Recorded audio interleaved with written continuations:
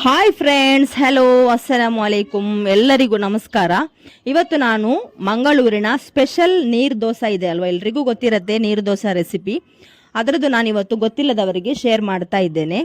So ಯಾರೆಲ್ಲ ನನ್ನ ಚಾನಲನ್ನು ಸಬ್ಸ್ಕ್ರೈಬ್ ಮಾಡದೆ ನೋಡ್ತಾ ಇದ್ದೀರಾ, ಖಂಡಿತವಾಗ್ಲೂ ಸಬ್ಸ್ಕ್ರೈಬ್ ಮಾಡಿ. ಫಾಲೋ ಮಾಡದವರು ಫಾಲೋ ಮಾಡಿ, ನಿಮ್ಮ ಫ್ಯಾಮಿಲಿ ಫ್ರೆಂಡ್ಸ್ ಜೊತೆ ಶೇರ್ ಮಾಡಿ. ಫಸ್ಟ್ ಆಫ್ ಆಲ್ ನಾನು ಇದರದ್ದು ಬ್ಯಾಟರ್ ಯಾವ ಥರ ರೆಡಿ ಮಾಡಬೇಕಂತ ಹೇಳ್ತೇನೆ. 1 ಕಪ್ಪು ನಿಮಗೆ ಬೇಕಾದಷ್ಟು ಕ್ವಾಂಟಿಟಿ, ಆದರೆ ನಾನೊಂದು ಕಪ್ಪಿನ ಅಳತೆಯನ್ನು ಹೇಳ್ತಾ ಇದ್ದೇನೆ. 1 ಕಪ್ಪು ಪಚ್ಚರಿಸಿ ಅಂತ ಹೇಳ್ತಾರಲ್ವ, ನಮ್ಮ ಬ್ಯಾರಿ ಭಾಷೆಯಲ್ಲಿ ಪಚ್ಚರಿ ಅಂತ ಹೇಳ್ತಾರೆ. ಅದನ್ನು ಒಂದು ಅರ್ಧ ಗಂಟೆಯಷ್ಟು ನೀರಿನಲ್ಲಿ ಸೋಕ್ ಮಾಡಬೇಕು. ಹೋಲ್ ನೈಟ್ ನೀವು ಸೋಕ್ ಮಾಡಿದರೂ ಪರವಾಗಿಲ್ಲ, ಅಟ್ಲೀಸ್ಟ್ 15 ಮಿನಿಟ್ಸ್ ಆದರೂ ಸೋಕ್ ಮಾಡಬೇಕು.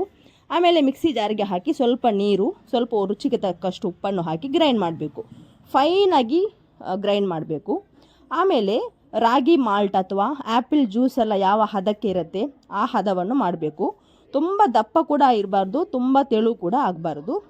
ಈಗ ನೋಡಿ, ನೀರು ದೋಸೆಯನ್ನು ಮಾಡಲಿಕ್ಕೆ ಇಂತಹ ಒಂದು ತವ ನಮ್ಮ ಮಂಗಳೂರಿನಲ್ಲಿ ಸ್ಪೆಷಲ್ ಆಗಿ ಯೂಸ್ ಮಾಡ್ತಾರೆ. ನಿಮ್ಮ ಜೊತೆ ಇದು ಇಂಥದ್ದು ಇಲ್ಲದಿದ್ದರೆ ನಾನ್ ಸ್ಟಿಕ್ ತವ ಕೂಡ ಆಗುತ್ತೆ. ಅದು ಚೆನ್ನಾಗಿ ಬಿಸಿಯಾದ ನಂತರ ಸ್ವಲ್ಪ ಎಣ್ಣೆಯನ್ನು ಸವರಬೇಕು.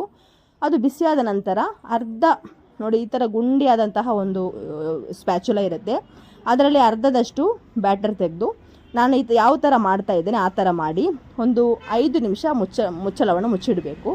ಆಮೇಲೆ ಇದು ಈ ಥರ ಬಾಯ್ಲ್ ಆಗಿರುತ್ತೆ, ಅದನ್ನು ಈ ಥರ ಮಾಡಿ ತೆಗಿಬೇಕು. ಇಷ್ಟೇ ಫ್ರೆಂಡ್ಸ್, ತುಂಬ ಈಸಿ ಹಾಗೂ ತುಂಬ tasty. Fish curry, chicken curry ಎಲ್ಲದರ ಜೊತೆ ತುಂಬ ಒಳ್ಳೆ ಕಾಂಬಿನೇಷನ್ ಆಗಿರುತ್ತೆ. ಇಷ್ಟ ಆದರೆ ಲೈಕ್ ಮಾಡಿ ಫ್ರೆಂಡ್ಸ್, ತುಂಬ ಚೆನ್ನಾಗಿರುತ್ತೆ. ಒಮ್ಮೆ ಟ್ರೈ ಮಾಡಿ ನೋಡಿ.